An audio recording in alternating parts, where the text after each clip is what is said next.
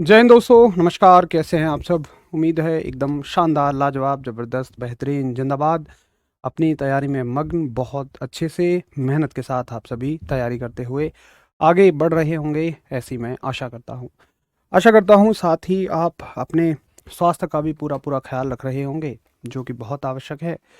कभी कभी हम अपनी क्षमताओं से ज़्यादा का टाइम टेबल बना लेते हैं। शुरुआती दौर में ऐसा हम बहुत करते हैं।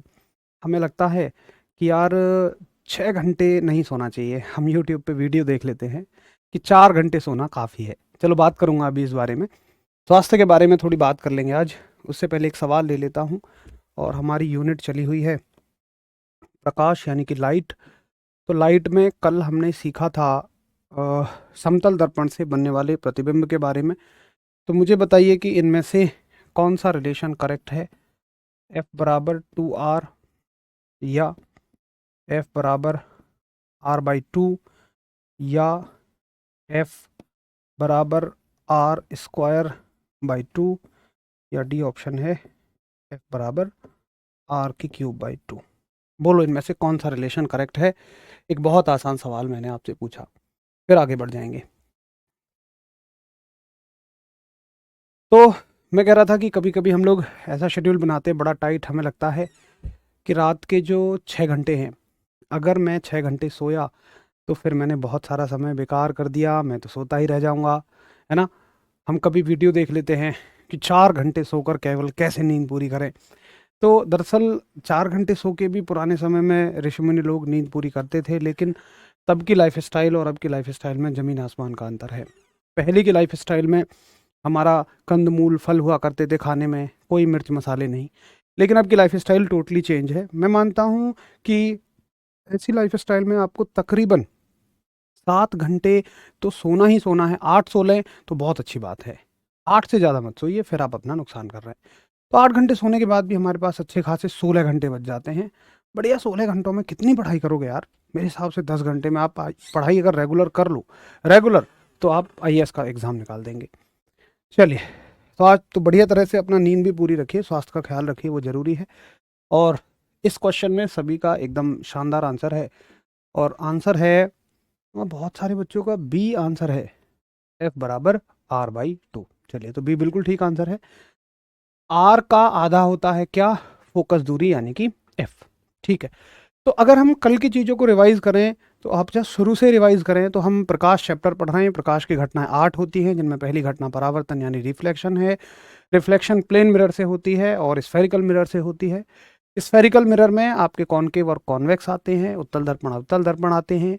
अवतल दर्पण बहुत अच्छा है, लोगों के दिलों को मिलाता है। कॉनकेव मिरर, इसलिए इसे अभिसारी दर्पण भी कहा जाता है। जबकि जो उत्तल दर्पण है, ये किरणों को बिखेरता है, लोगों के दिलों को बिखेरता है, तो इसे बोला जाता है अपसारी दर्पण। इसके पास गुण कम है, हमारी नज़र में ये बेकार है। ठीक। उसके बाद कल हमने देखे थे कि किस प्रकार से अगर अलग अलग तरह से किरणें डाली जाएं अलग अलग कन्फिग्रेशन में, तो वो कहाँ कहाँ से गुजरती हैं। आज डायरेक्टली मुद्दे पे आते हैं और हमें पढ़ना है कि अवतल व उत्तल दर्पण से बनने वाले प्रतिबिंब के गुणों में कैसे चेंज होता है। चेंज का मतलब आप समझिए। देखिए, ये मेरे पास दो तरह के मिरर हैं। एक मेरे पास कॉनकेव है, एक मेरे पास कॉन्वेक्स है। तो आप दोनों में ही पाएंगे कि ये जो मिरर है आपका, ये कॉनकेव मिरर है, ये सॉरी कॉनकेव मिरर है, और ये कॉन्वेक्स मिरर है, यानी ये अवतल दर्पण है और ये उत्तल दर्पण है। तो होता क्या है कि जैसे जैसे देखो, ये दर्पण है, ठीक है। अभी आपको इसमें कुछ नज़र पड़ रहा होगा, ये एलईडी वगैरह कुछ नज़र पड़ रही होगी। अगर मैं इसको पीछे हटाना शुरू कर दूंगा, तो ये एलईडी देखो छोटी होनी शुरू हो जाएगी, है ना। इसका साइज इसमें छोटा होना शुरू हो गया। तो होता क्या है कि अगर किसी भी वस्तु को दर्पण से आगे पीछे मूव कराया जाए, या वस्तु को रोक के दर्पण को आगे पीछे कराओ, बात तो एक ही है, तो वस्तु के गुणों में परिवर्तन होने लगता है। हो सकता है कि जब कोई वस्तु किसी दर्पण के बिल्कुल नज़दीक है, तो उसका इमेज, उसकी प्रतिबिंब बिल्कुल सीधा बन रहा होगा। और अगर ये थोड़ी दूर हमने कर दी, थोड़ा पीछे पीछे हटाते चले गए, तो ये उल्टा बनना शुरू हो जाएगा। ये भी संभावनाएं हैं। तो हमें वस्तु के प्रतिबिंब के गुणों को अलग अलग स्थिति पे रख के पढ़ना है। हमें एक वस्तु को मिरर की डिफरेंट डिफरेंट पोजीशंस पे रखना है और उसकी इमेज की प्रॉपर्टीज को पढ़ना है। ठीक है, तो क्या आप ऑब्जेक्टिव समझ गए कि क्या हम करने जा रहे हैं? तो आप हेडिंग डालेंगे, पहले अवतल दर्पण से पढ़ लेते हैं। अवतल दर्पण से प्रतिबिंब का बनना। अवतल दर्पण से प्रतिबिंब का बनना यानी कि image formation, image formation through, image formation through concave, concave mirror. ठीक है, अब देखिए, अगर आपको 10th याद हो, 12th याद हो, तो आपने ये काम किया था स्केल लेके बढ़िया से, पेंसिल वेंसिल लेके। लेकिन दिक्कत यह हो जाती है कि यहाँ पर हमें स्केल स्केल तो मिलते नहीं है और उसके बगैर वो बनाना संभव नहीं है। तो मैंने उसको बहुत ही आसान सी भाषा में ट्रिक के साथ बनाने की कोशिश की है। आपको थोड़ा सा अच्छे से चीज़ों को ध्यान से समझना है। बस 10 मिनट में पहले पूरी कहानी को समझ लेना। मैं वादा करता हूँ कि तुम्हें यहाँ याद हो जाएंगे वो। बस धैर्य बनाए रखना, पेशेंस बनाए रखना। तो देखिए क्या करना है हमें। जैसे हमारे पास है ये एक अवतल दर्पण, ये हमारे पास एक अवतल दर्पण है, कॉनकेव मिरर, और इसकी 6 स्थितियां देखेंगे हम। ये है इसका प्रिंसिपल फोकस। ठीक है, ये है इसका, इधर से ज़्यादा लेंगे, प्रिंसिपल फोकस, और इसका ये हो जाएगा पी पोल, ये हो जाएगा इसके लिए एफ, और ये हो जाएगा इसके लिए सी। अब मुझे इसकी 6 स्थितियों में बात करनी है। एक स्थिति हो गई, दूसरी ये हो जाएगी, 3, 4, 5 और 6। ये इसकी 6 स्थितियों में मुझे प्रतिबिंब को बनाना है। ठीक है, अच्छा, एक बार क्या करेंगे हम, प्रतिबिंब बनाना है हमें जब कोई भी ऑब्जेक्ट यानी कि कोई भी वस्तु दर्पण के फोकस से पहले रखी होगी। ये ऑब्जेक्ट है, वस्तु है, फिर वो वस्तु दर्पण के फोकस पे रखी होगी, फिर वो वस्तु फोकस के बाद रखी होगी। ऐसे पीछे पीछे ले जाते चले जाओ। वो वस्तु सी पे रखी होगी, वो वस्तु सी के पीछे रखी होगी, या वो वस्तु सी से कहीं बहुत दूर रखी होगी, और बहुत दूर का अर्थ हो जाएगा कि वो वस्तु इनफाइनाइट पे रखी होगी। ठीक है, वो वस्तु कहाँ रखी होगी, इनफाइनाइट पे रखी होगी, अनंत पे रखी होगी। ये हमें करेंगे। अब देखिए, तो इसके लिए मैं थोड़ा सा इसको लाइन में बांट लेता हूं ताकि हमें समझने में चीज़ों को आसानी हो जाए। तो ये आप समझ गए कि केवल इतनी ही स्थितियों में हमें प्रतिबिंब का बनना देखना है, और टोटल हमें 4 गुण पढ़ने हैं बस। तो मैं पूरी स्क्रीन को 4 हिस्सों में बांट लेता हूँ, और साथ ही यहाँ से भी बांट लूँगा ताकि चीज़ों में आसानी हो जाए। 1 सेकंड का बस मुझे समय देंगे, तब तक आप नोट कर सकते हैं। आप अपने पेपर में भी ऐसे ही टेबल बनाओ, आपको चीज़ें बहुत आराम से टेबल से तुलनात्मक रूप से याद हो जाएंगी। और देखो, पहली बार में थोड़ा सा अटपटा लगेगा, लेकिन मैं वादा करता हूँ कि 10 मिनट के बाद आपको ये ऐसा हो जाएगा कि आप अपने छोटे भाई बहनों को उठा के इसे सिखा सकते हो। उनके स्कूल में इसको बहुत मुश्किल बना के सिखाया गया होगा। देखिए, आपको क्या याद रखना है कि जब वस्तु फोकस से आगे होगी, जब वस्तु फोकस से आगे होगी, तो प्रतिबिंब जो है वो आभासी बनेगा। कैसा बनेगा? प्रतिबिंब जो है वो आभासी बनेगा, यानी कि प्रतिबिंब आपका वर्चुअल बनेगा। ये बात आपको याद रखनी है। तो प्रतिबिंब कैसा कैसा बन सकता है? देखिए, या तो आभासी बन सकता है या तो वास्तविक। ठीक, यानी कि या तो वो वर्चुअल बन सकता है या तो वो रियल बन सकता है। तो याद रखना कि भाई पहली स्थिति ऐसी होती है जब फोकस से आगे हो, इसको डायरेक्टली याद रखो, इससे आसान कुछ भी नहीं है। वस्तु जब फोकस से आगे रखी होगी, ये वस्तु है, वस्तु है ये, जब वस्तु फोकस से आगे रखी होगी तो प्रतिबिंब कैसा बनेगा? आभासी। क्यों बनता है, कैसे बनता है, वो पेपर में कभी नहीं पूछा जाएगा। बस इतना पूछा जाएगा, इतना ही आपको करना है। ठीक है, लास्ट वाले को मैं ऊपर कर दूंगा बाद में।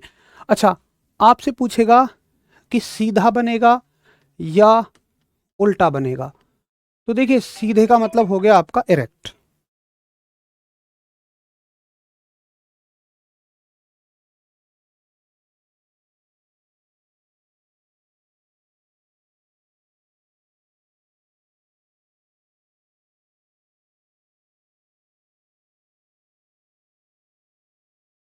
है ना। तो वो सीधे का मतलब इरेक्ट हो जाएगा और उल्टे का मतलब इनवर्टेड। तो याद रखना कि जो आभासी प्रतिबिंब होता है वो हमेशा सीधा होता है। आभासी प्रतिबिंब हमेशा सीधा होता है, इरेक्ट होता है। एक तुमसे पूछेगा स्थिति कि बताओ इसकी पोजीशन कहाँ होगी। पोजीशन तो दरअसल जब तुम इतनी नजदीक किसी दर्पण के सामने ले आओगे ना किसी वस्तु को, उत्तल अवतल दर्पण के, कॉनकेव मिरर के, तो वो प्रतिबिंब बना ही नहीं पाता है। ये थोड़ी दूरी से बना पाता है, इतने नजदीक कभी भी नहीं बना पाएगा। तो हम क्या बोलेंगे कि भाई ये बनेगा दर्पण के पीछे। अब एक बात बताओ कि दर्पण के पीछे तुम कह रहे हो, क्या वाकई ऐसा संभव है कि प्रतिबिंब दर्पण के पीछे बने? भाई दर्पण ये है सामने, तुम इसमें प्रतिबिंब देख रहे हो, तो ऐसा थोड़ी है कि प्रतिबिंब यहां बन रहा होगा दर्पण के पीछे, ये दर्पण है इसके पीछे नहीं। अरे मुझे तो सामने ही दिखाई दे रहा है ना। तो ये बस कहने की बात है, लेकिन ऐसे ही लिखना है और आपको पेपर में ऐसे ही बोलना है। आगे आप देखिए पूछेगा कि बताइए उसका आकार बताओ, साइज बताओ। तो आकार में आप बताएंगे, साइज में आप बताएंगे कि जी एन लार्ज बनेगा, एन लार्ज बनेगा, यानी कि ये बनेगा बड़ा, या आवर्धित भी इसको बोलते हैं। ठीक है, बस आप पहला केस याद रख लो। अब देखिए आगे आप चलिए, बस इसको अभी समझते रहिए, 10 मिनट में आपको बिल्कुल फिंगर टिप्स पे हो जाएगी ये, जैसे मुझे हो गई है बार बार पढ़ा पढ़ा के। अब दूसरा केस आता है कि जब वस्तु फोकस पे है। तो देखो तुम दो चीजें याद रखो, पहले तो कि केवल पहला केस ऐसा है जिसमें प्रतिबिंब आभासी बनेगा, बाकी सभी केसेस में जो आपकी इमेज बनेगी वो कैसी बनेगी? बिल्कुल रियल बनेगी। हर एक प्रतिबिंब हर एक केस में कैसा बनेगा? रियल बनेगा। इसमें भी रियल, इसमें भी रियल, इसमें भी रियल, इसमें भी रियल। और रियल प्रतिबिंब, वास्तविक प्रतिबिंब हमेशा उल्टा होता है, इरेक्ट और इन्वर्टेड होता है, हमेशा उल्टा होता है, इन्वर्टेड होता है। ये बात आपको समझ लेनी है। ये यहां सारे कॉलम ऐसे फिल कर दोगे, ठीक है। तो इसको अलग से तो याद करने की कोई जरूरत नहीं है, ठीक है। अच्छा, अब बात करें स्थिति के लिए, पोजीशन। तो पोजीशन के लिए एक तो ये हो गई कि इसमें तो देखो दर्पण के पीछे बनेगा, ठीक है, जो कि पॉसिबल नहीं है, बेकार की बात है। अब दर्पण के सामने में आप दो बातें याद रखो, क्या? फोकस और इन्फिनिटी का जन्म जन्म का संबंध है। जैसे शायद अभी तुम्हारा उनसे हो या पहले कभी रहा हो, उस समय तो ऐसा ही लगता है जन्म जन्म का संबंध है। तो फोकस और इन्फिनिटी का लेकिन सच में जन्म जन्म का संबंध है। कैसे?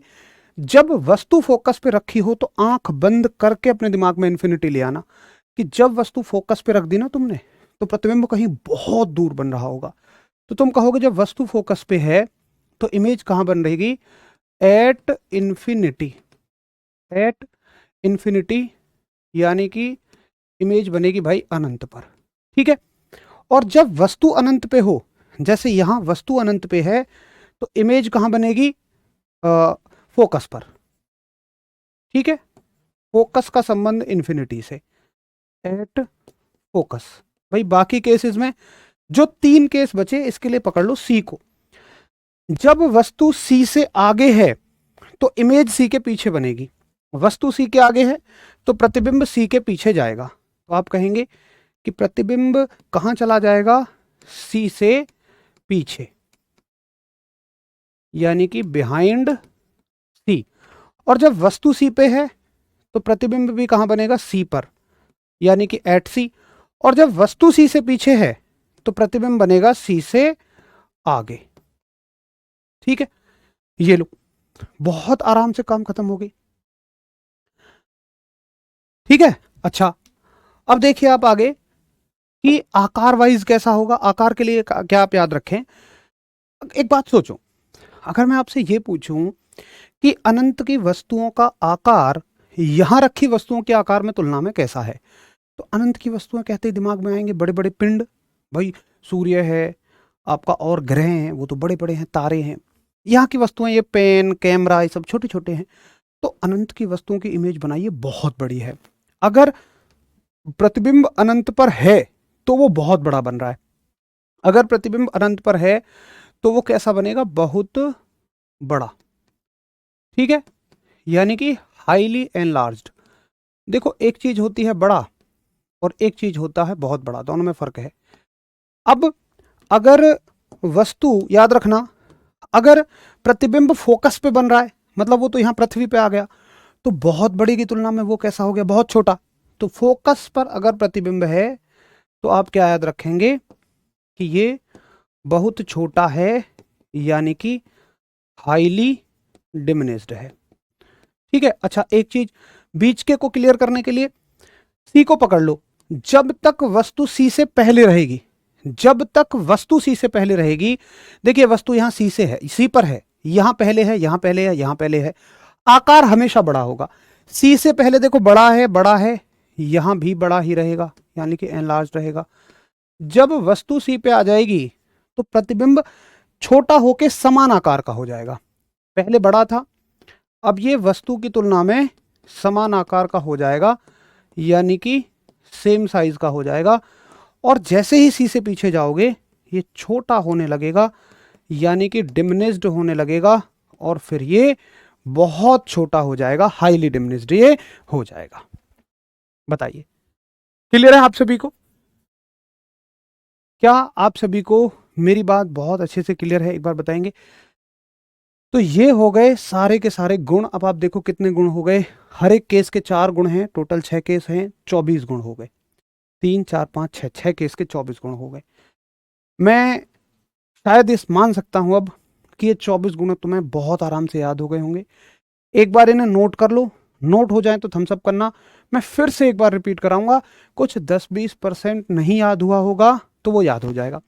देखो इस टॉपिक में हमें बहुत ज़्यादा समझना नहीं है कि वास्तविक कैसे बनता है, आभासी कैसे बनता है, ऐसा कैसे बनता है, वो कभी नहीं पूछा जाएगा। और तुमने उसको सीख भी लिया, उसका कोई यूज़ नहीं है। इस टॉपिक में हमें ज़रूरी है कि हम इनको याद कर पाएं विदाउट एनी कन्फ्यूज़न, क्योंकि अभी तुम्हें 24 ही तो उत्तल दर्पण के लिए पढ़ने हैं, 24 ही अवतल लेंस के लिए, फिर और 24 उत्तल दर्पण के लिए। भाई ऐसे तो बहुत सारे हो जाएंगे। तो आप बना सकते हो पेन से, समझ सकते हो, लेकिन उसका कोई फायदा नहीं है, आप हमेशा कंफ्यूज रहेंगे। इसमें हमें चाहिए कि हमारी यहाँ क्लैरिटी होनी चाहिए, कोई कभी भी पूछे तो हम नींद में बता सकें। एक बार आप कर दीजिए जी। बिल्कुल बहुत छोटे का मतलब होता है बिंदु के आकार का, पॉइंट साइज। ठीक है, बहुत छोटे का वही मतलब होता है। सर आपने बहुत अच्छे से समझाया, इसके लिए मैं स्कूल में मार खाता था। चलिए अमित भाई बहुत बढ़िया। अभी एक बार, अभी तो देखो यहाँ याद हो जाएगा ये, देखना दूसरे राउंड में तो बिल्कुल क्लियर हो जाएगा।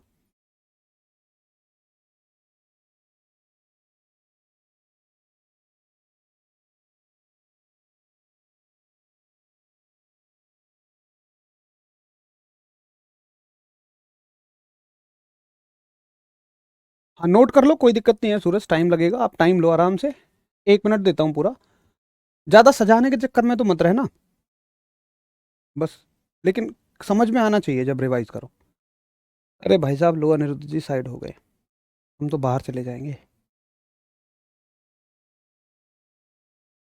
प्रैक्टिस सेट यार मैं आपके 22 के बाद स्टार्ट करूँगा, क्योंकि 22 तक मेरे पास थोड़ा सा उसका डिफेंस चैनल का काम है। रितेश कह रहे हैं जब वस्तु पी पर हो, मतलब तुम कुछ भी पूछ लोगे भैया, ये तो देखो बात तुम लॉजिकल कह रहे हो। वस्तु पी पे होने का मतलब कि तुम दर्पण में अंदर घुस गए, बताओ संभव है कि तुम दर्पण में अंदर घुस जाओ? ऐसा संभव ही नहीं है यार। एक बार पूछा करो थोड़ा सा। और पता है मैं कभी कुछ नहीं छोड़ता ऐसा जो आपसे पूछा ना, मतलब जो इसमें कवर ही ना हो और पेपर में आता हो। तो आपको इससे बाहर तो सोचने की जरूरत नहीं है, बस आप ये देखा करो जो स्क्रीन पे है वो समझ में आया कि नहीं आया, बस इस बात पे फोकस किया करो। बड़ा साइज 2 बार आ गया, अरे भाई बड़ा 2 बार नहीं आएगा, 3 बार आएगा। ये भी बड़ा है, ये भी बड़ा है, ये भी बड़ा है। भाई जो आएगा दुनिया में और जो जाएगा उसे मैं और तुम थोड़ी रोकेंगे, वो है ही ऐसा। बहुत अच्छे से समझ में आया, बहुत सारा धन्यवाद। कटी वेदांत बहुत सारा प्यार आपके लिए। ठीक है, नोट हो गया भाई। कोशिश कर रहे हैं नीरज जल्दी से खत्म करने की।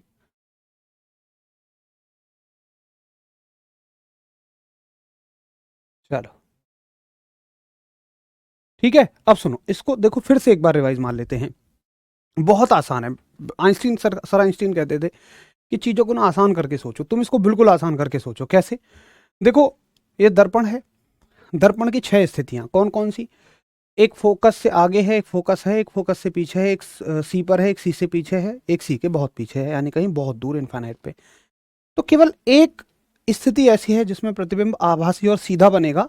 और आभासी मैंने कह दिया, वर्चुअल मैंने कह दिया, तो मुझे सीधा कहने की जरूरत ही नहीं है। बस मुझे ये कहना है भैया आभासी है तो अपने आप ही सीधा है, यानी कि वर्चुअल है तो खुद ब खुद वो इरेक्ट इमेज होगी। तो आभासी और सीधा कहाँ बनता है? जब वस्तु फोकस से आगे होती है, उसके बाद सभी केसेस में वास्तविक और उल्टा बनेगा, यानी कि रियल एंड इन्वर्टेड बनेगा। 12 बात तो यहीं खत्म हो गई। आगे अगर मैं साइज की बात करूंगा, आकार की बात करूंगा, तो देखो सी से पहले पहले सारे केसेस में बड़ा है, 3 केस हो गए, 2 केस हो गए। सी पे आके वो समान आकार का हो गया। सी के पीछे वो छोटा होगा। सी से पहले एक केस ऐसा आएगा जिसमें बहुत बड़ा होगा। वो कौन है? जब वस्तु फोकस पे है। और सी से बाद में एक ऐसा केस आएगा जिसमें बहुत छोटा होगा। वो कब है? लास्ट वाला, जब ऑब्जेक्ट इन्फिनिटी पे है। हो गई साइज की बात। पोजीशन की बात करेंगे तो देखो इन्फिनिटी और फोकस का तो आपस में संबंध हो गया। पहले वाले केस पुष्पा केस है, उसका सब कुछ अलग है। वो कह रहा जी आगे बनेगा प्रतिबिंब ही।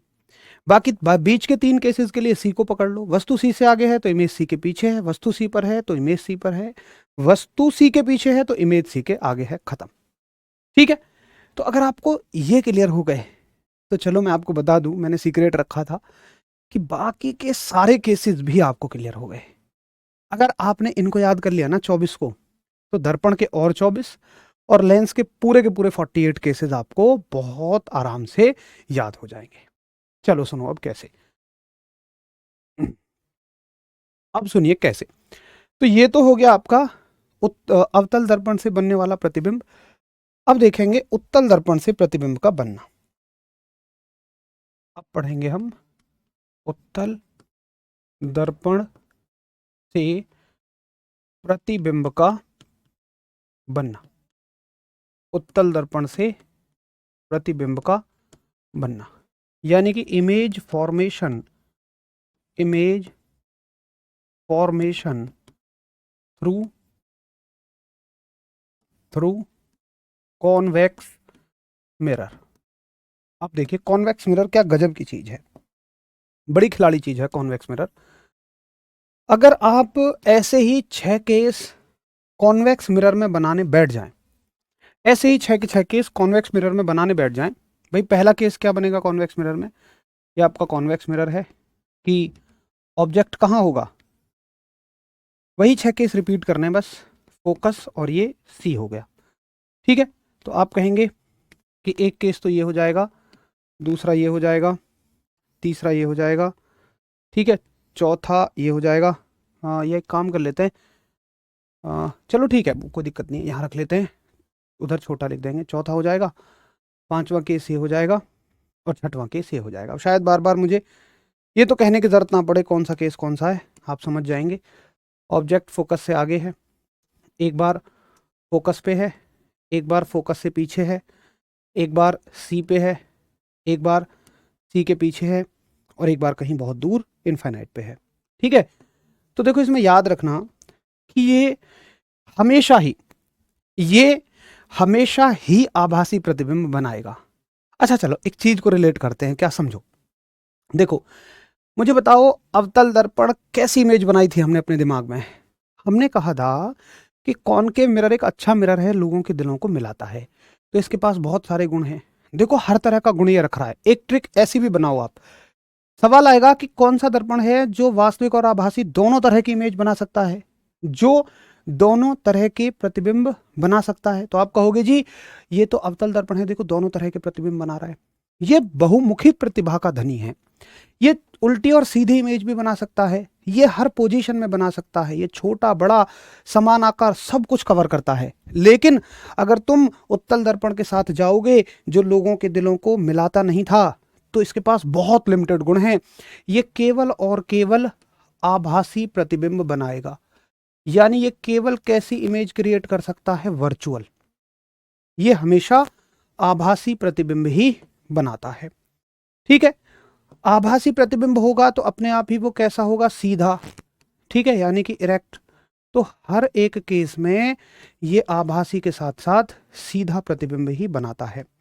उसके बाद ये हमेशा हमेशा और हमेशा वस्तु से छोटा प्रतिबिंब बनाता है, यानी कि डिमिनिश्ड इमेज बनाता है, डिमिनिश्ड इमेज। ठीक है, और फोकस पे आके कैसे हो जाता है भाई? Highly diminished.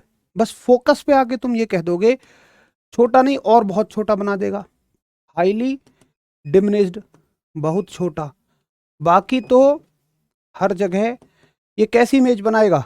ये छोटा इमेज ही बनाएगा, यानी कि डिमिनिश्ड। ये इन सभी को फॉलो कर रहे हैं, डिमिनिश्ड इमेज बनाएगा। पोजीशन कहाँ होगी?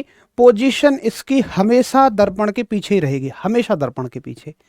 आप ये जैसा, मतलब आप याद रखो कि उत्तल दर्पण का, मतलब अवतल दर्पण का जो पहला केस था, उसके गुण हैं सिवाय प्रतिबिंब बस छोटा बनाने के।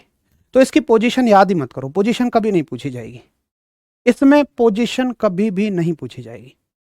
अमित सिसोदिया CFR डिफाइन कर दीजिए क्या क्या है। महाराज आपने कल की क्लास नहीं देखी है, अगर कल की क्लास नहीं देखी है तो आज की क्लास बिल्कुल बेकार है, और सिर्फ आपके लिए नहीं, हर एक बच्चे के लिए बेकार है। मैं रिक्वेस्ट करूंगा कृपया कल की क्लास देखिए।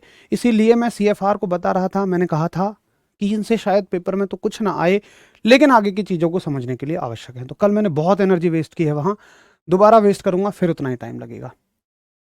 ठीक है, तो बताओ क्या ये बात आपको समझ में आ गई है कि भाई उत्तल दर्पण को तो याद रखना बड़ा आसान है कि ये आभासी सीधा और छोटा प्रतिबिंब बनाएगा हर केस में, वर्चुअल इरेक्ट और डिमिनिश्ड इमेज बनाएगा हर एक केस में, सिर्फ और सिर्फ जब ऑब्जेक्ट फोकस पे होगा, वस्तु अनंत पे होगी, और ऑब्जेक्ट फोकस पे होगा, वस्तु अनंत पे होगी, तो ये बहुत बड़ा बनाने की बजाय बहुत छोटा बनाएगा। बस इतना याद रखना कि जब ऑब्जेक्ट फोकस पे होगा तो वस्तु अनंत पे होगी, ये बहुत छोटा बनाएगा। देखो वहां बहुत बड़ा बना रहा था, बट ये बहुत छोटा बनाएगा। बस हल्का सा आपको ये फर्क याद रखना है। ठीक है, बिल्कुल भाई पंकज, बिल्कुल। तो इसको याद रखना बहुत ही आसान है कि ये हमेशा आभासी सीधा और छोटा प्रतिबिंब बनाएगा, और फोकस पे जो अवतल दर्पण बहुत बड़ा बनाता था, ये बहुत छोटा बनाएगा।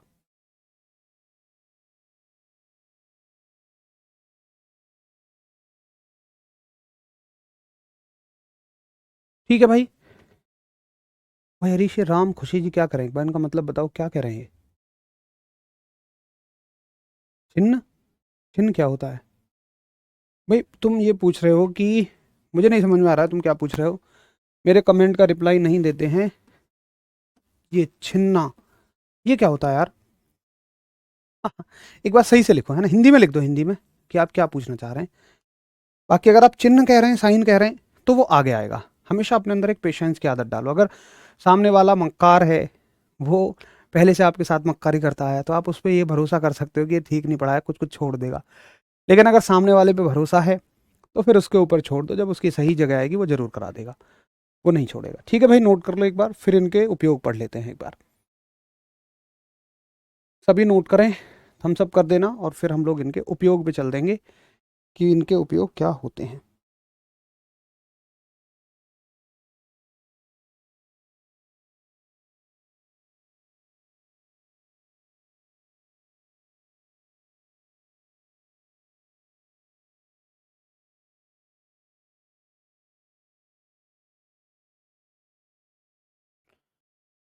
चलो, इनफाइनाइट पे रहेगा, तब इनफाइनाइट पे रहेगा तो ये मानो कि वो फोकस पे बनाएगा, और फोकस का कैसा रहेगा? छोटा ही रहेगा। ठीक है, इनफाइनाइट पे रहेगा। ओ सॉरी सॉरी, सुनो सुनो सुनो सुनो। इनफाइनाइट पे अगर वस्तु ऑब्जेक्ट होगा तो वस्तु आपकी फोकस पे होगी। अरे highly diminished, sorry sorry, highly diminished जो आएगा ना भाई, वो इसके लिए आएगा, थोड़ा सा करेक्शन कर लेना।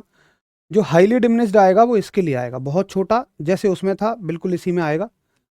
ये थोड़ी सी मिस्टेक हुई है, बहुत बढ़िया भाई आपने पूछा। हाईली डिमिनिश्ड यहाँ आएगा, है ना, यहाँ पे तो आप छोटा ही लिखेंगे, यहाँ पे ये छोटा ही रहेगा, मतलब ये सब ऐसे ही एक दूसरे को फॉलो करेंगे, ये छोटा ही रहेगा हर जगह।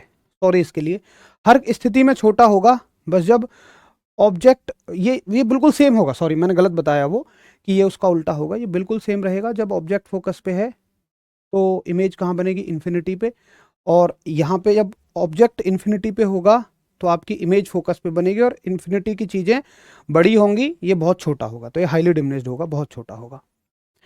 तो आप ऐसे याद रखो कि इन्फिनिटी वाले केस में बहुत छोटा होगा, बाकी सब में छोटा ही होगा, इसमें कहीं बड़ा होगा ही नहीं।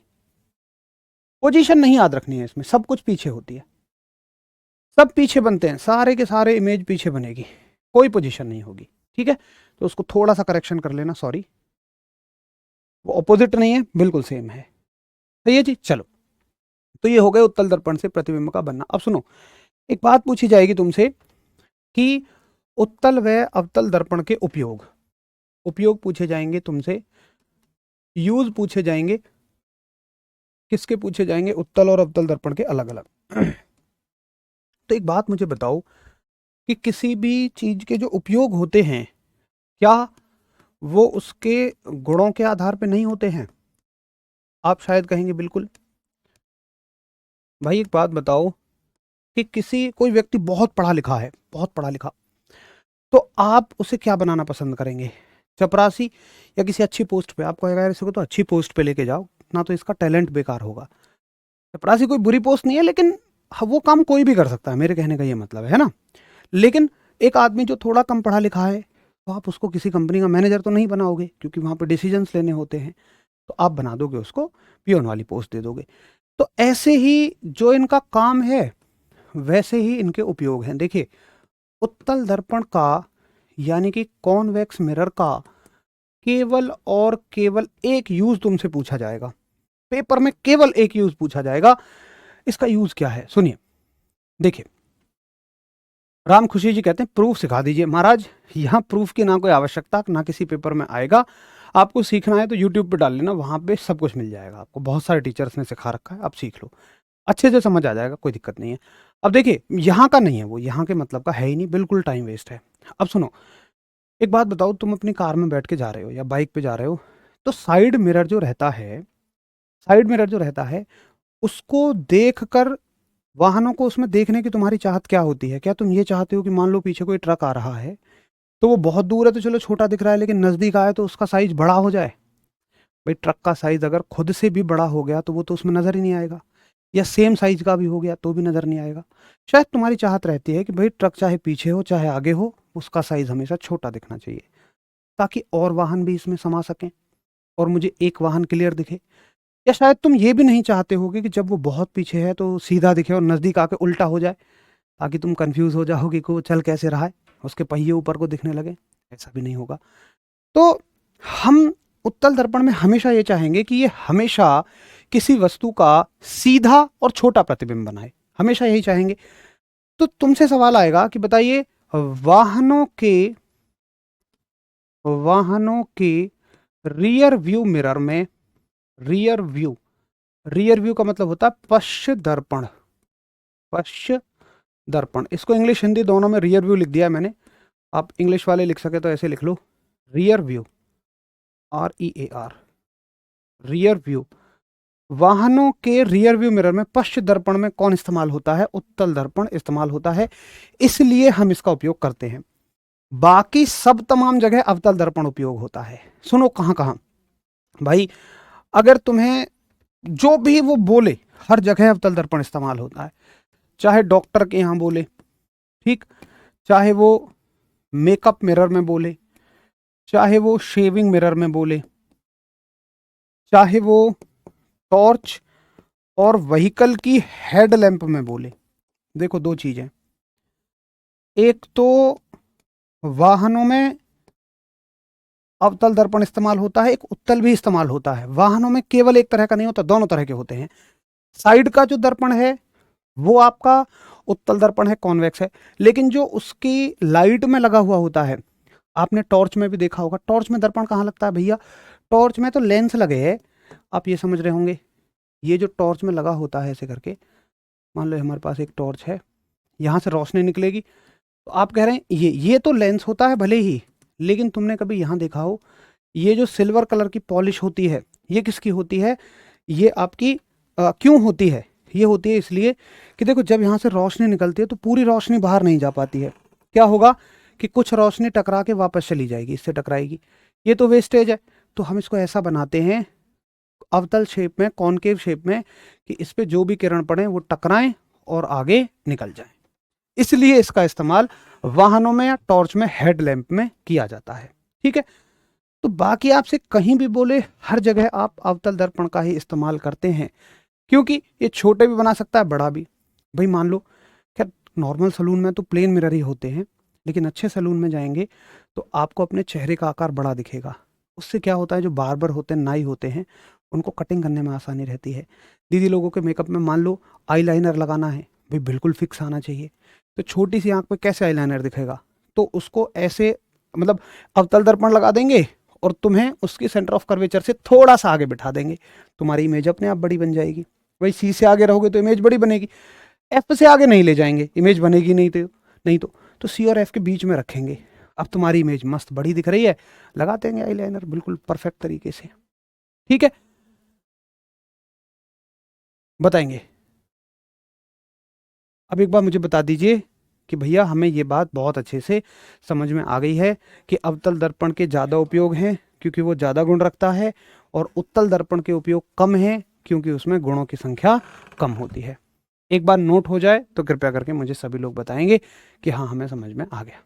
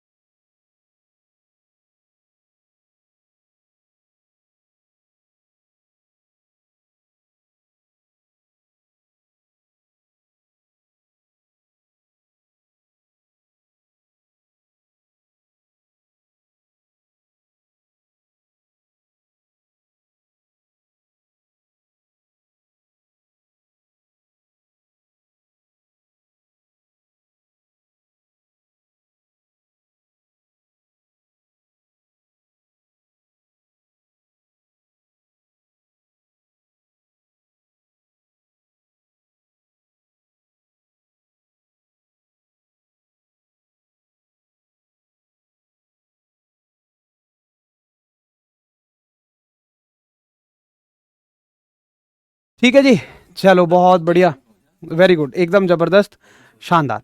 चलो, तो ये हो गए दर्पण के उपयोग, और यहाँ तक हम कह सकते हैं कि हमने मिरर को एकदम बहुत अच्छे तरीके से समझ लिया है। अब इसमें शायद कोई भी दिक्कत कहीं हमें बचेगी नहीं। ठीक है, अब थोड़ा सा और दर्पण में पढ़ेंगे कुछ कुछ चीज़ें एडवांस लेवल की। जैसे मेरा एक शेर परेशान था कि कहाँ प्लस लेना है कहाँ माइनस लेना है, कुछ दर्पण का सूत्र है और कुछ मैग्निफिकेशन है। तो मैं चाहता हूँ कि दर्पण और लेंस की जो चीज़ें हैं ना वो तुलनात्मक रूप से चलती रहें, ताकि तुम्हें समझने में कोई दिक्कत ना आए।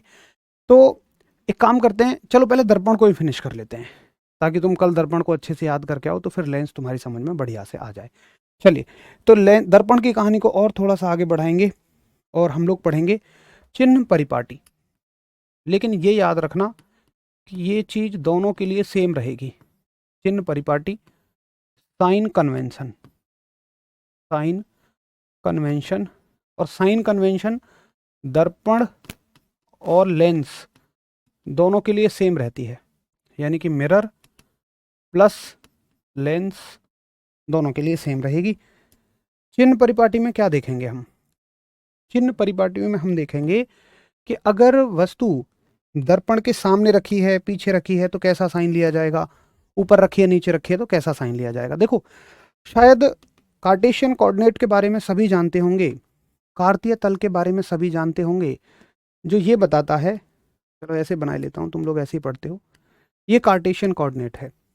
इसमें तुम क्या बोलते हो कि इधर की जो दूरियां हैं वो सारी की सारी प्लस में ली जाएंगी, और इधर की दूरियां सारी की सारी माइनस में ली जाएंगी। ऊपर की दूरियां सारी की सारी प्लस में ली जाएंगी, नीचे की दूरियां सारी की सारी माइनस में ली जाएंगी। ठीक है, यही हम पढ़ते हैं। अब देखिएगा, आप ये समझो कि जैसे तुमसे बोला जाएगा, क्वेश्चन आएगा कि बताइए अवतल दर्पण की फोकस दूरी कैसी होती है? अवतल दर्पण की फोकस दूरी, अवतल दर्पण की फोकस दूरी यानी कि focal length of concave mirror. तो एक स्टैंडर्ड है, स्टैंडर्ड क्या है? स्टैंडर्ड ये है कि जब भी आप दर्पण बनाएं तो इस प्रकार से बनाना कि उस पर तुम टॉर्च जो जलाओगे, किरणें जो डालोगे, वो इधर की साइड से डालो, है ना। ये एक स्टैंडर्ड है, ऐसा ही हम हमेशा पढ़ते हैं। अब एक बात बताओ कि जिधर से किरणें पड़ रही हैं इसका सर्कल किधर कंप्लीट हो रहा है? अब ये ऐसे बनेगा, मतलब इस बात को डिफाइन करने से क्या मतलब है मेरा, कि कोई बच्चा ये भी तो कह सकता है कि देखो ये भी तो आपका एक अवतल दर्पण ही है। तो मैं ये कहूँगा नहीं, अब ये है आपके लिए है, लेकिन स्टैंडर्डाइजेशन में क्या होता है कि हम ये मानेंगे कि किरणें हमेशा इधर से डल रही हैं, ये हमेशा किरणें इधर से डल रही हैं, हम ऐसे मानेंगे। ठीक है, चलो अब देखिए, किरणें इधर से डल रही हैं, ये बताओ इसका पूरा सर्कल किधर कंप्लीट होगा? आप कहोगे जी इधर कंप्लीट होगा, तो आप इधर की साइड आए हो ना। देखो ये तो फिक्स है, किरणें हमेशा इधर से डलेंगी, इस बात को तो तुम भूल ही जाओ। तुम बस ये बताओ इसका गोला किधर कंप्लीट हुआ है? तुम कहोगे जी गोला इधर की साइड कंप्लीट हुआ है, यानी कि तुम इधर की साइड आए हो। तो फोकस दूरी कैसी लोगे तुम? निगेटिव ही तो लोगे।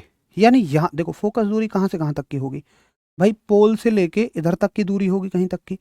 तो उसको कैसी लोगे तुम? हमेशा निगेटिव में लोगे, चाहे 4 आए, चाहे 6 आए, चाहे 8 आए, चाहे 10 आए, वो हमेशा निगेटिव में होगी। ठीक है, अच्छा जी, तो इधर की सारी दूरियां आप निगेटिव में लोगे। अब सवाल आएगा, एक बात बताओ, एक सवाल आएगा कि बताइए अवतल दर्पण, मैं बहुत डिफरेंट टाइप के सवाल बना दूंगा यहां से। अगर आपको कॉन्सेप्ट समझ में आ गया तो लाखों सवाल कर जाओगे, और अगर कॉन्सेप्ट नहीं समझ में आया तो लाखों सवाल करके भी 1,01वें सवाल को गलत कर दोगे। हो सकता है पेपर में वही 1,01वां सवाल आ जाए, ये भी चांसेस है। चलो क्वेश्चन आएगा कि बताइए वस्तु का आभासी, वस्तु का आभासी, चलो इन्हें क्वेश्चन में कंप्लीट करेंगे, है ना, अभी रहने दो, इन्हें क्वेश्चंस में कंप्लीट कर लेंगे। बस इतना बताओ कि ये बात समझ में आ गई।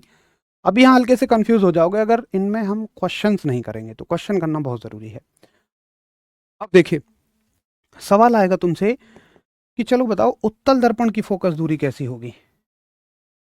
उत्तल दर्पण की फोकस दूरी कैसी होगी? अवतल को काट दो, इधर कॉनकेव को काट दो, और यहां कर दो उत्तल यानी कि कॉनवेक्स। तो उत्तल दर्पण की फोकस दूरी, भाई उत्तल दर्पण कैसे बनाओगे तुम हमेशा उत्तल दर्पण ऐसे ही तो बनाओगे, ये यहां से दबा हुआ होगा। अब एक बात बताओ कि इसका सर्कल किधर कंप्लीट होगा? तुम कहोगे जी इसका सर्कल तो इधर कंप्लीट होगा, इधर की साइड कंप्लीट हुआ है, इधर की दूरी कैसी है? पॉजिटिव। तो उत्तल दर्पण की फोकस दूरी हो गई पॉजिटिव। बोलो क्लियर है? ऐसे बस हमें याद रखना है कि उसका कौन से दर्पण का सर्कल किधर कंप्लीट हो रहा है। और पता है लेंस का भी सेम ही रहेगा, वो मैं आपको लेंस में बताऊंगा, क्योंकि सर्कल तो उधर ही कंप्लीट होना है उसका भी।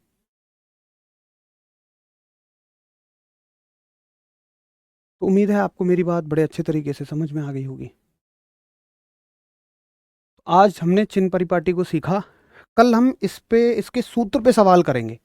इसका जो फॉर्मूला होता है कल हम लोग उस पर क्वेश्चंस करेंगे, और मैं चाहता हूँ कि क्वेश्चंस फिर हम एक ही फ्रेम में कर ले जाएं। ऐसा नहीं है सूत्र आज लिखवाऊँ क्वेश्चन कल, तो कल ही सूत्र पढ़ेंगे और कल ही क्वेश्चन करेंगे, साथ ही आवर्धन क्षमता देखेंगे। देखो ये चैप्टर बहुत बड़ा है, तो कृपया बहुत प्यारे तरीके से चलने दो, ऐसे ही बहुत आराम आराम से सीख के चलेंगे, कोई भी टॉपिक छूटे ना। तो हल्का सा समय तो आपको मुझे देना पड़ेगा। बहुत सारे बच्चे लगातार पूछते रहते हैं कि भैया कोर्स कब तक ख़त्म होगा, कोर्स कब तक ख़त्म होगा। तो कोर्स चाहूँ तो भाई मैं आपको अभी 4 दिन में ख़त्म करा के बोल दूँ हो गया, लेकिन उसका कोई बेनिफिट नहीं है, और आप भी स्मूथली पढ़ो। जब आप ये पूछते हैं तो हल्का सा एक लोड में महसूस करता हूँ, कृपया मत पूछा करें। अब मैं आपको बता रहा हूँ कि लगभग अभी इसमें आपका ये हो गया, दर्पण हो गया, तो दर्पण में ही कई सारी क्लासेस अभी मुझे चाहिए होंगी, और उसके बाद फिर हम बाकी मिसलिनियस यानी बचे हुए चैप्टर्स को कवर कर रहे होंगे। तो आप 22 तारीख तक तो मान के ही चलें कि 22 तारीख तक या 28 तारीख तक, सॉरी 28 तारीख तक अपना सिलेबस आप मान के ही चलें कि तब तक ही हम इसको ख़त्म कर पाएंगे। ठीक है, तो यू वी एफ उनके बारे में मैं आपको कल बता रहा हूँ। लेकिन एक बात याद रखना भाई, अब कि जिसको ये समझ आ गया, अब उसके लिए पूरा का पूरा चैप्टर बहुत आसान है। सब कुछ मैं ऐसे ही कराता चलूंगा। मैं बोलूंगा जब लेंस कराऊंगा कि आप सिर्फ उल्टा कर दूं, दर्पण का उल्टा कर दूं। अब देखो उसमें दो बातें होंगी, जिसको दर्पण क्लियर होगा वो उल्टा टक से कर देगा, लेकिन जिसको दर्पण क्लियर नहीं होगा वो उल्टा करने में और कंफ्यूज हो जाएगा। इसलिए आपके ऊपर है। यहां से आगे आप तब बातों को सीखोगे जब आप अच्छे से चीजों को रिवाइज करके आओगे, है ना। जैसे अभी एक भाई पूछ रहे थे सी का मतलब क्या होता है, आर का मतलब क्या होता है। तो आप अगर पुरानी क्लासेस नहीं लेंगे इस चैप्टर की तो आपको कुछ भी समझ नहीं आएगा। तो भाई हाथ जोड़ के रिक्वेस्ट है, आगे समझना चाहते हो तो अच्छे से रिवीजन करके आना, आपको फिंगर टिप्स पे होनी चाहिए हर चीज़ें। चलिए फिर मिलते हैं कल। नमस्कार, धन्यवाद।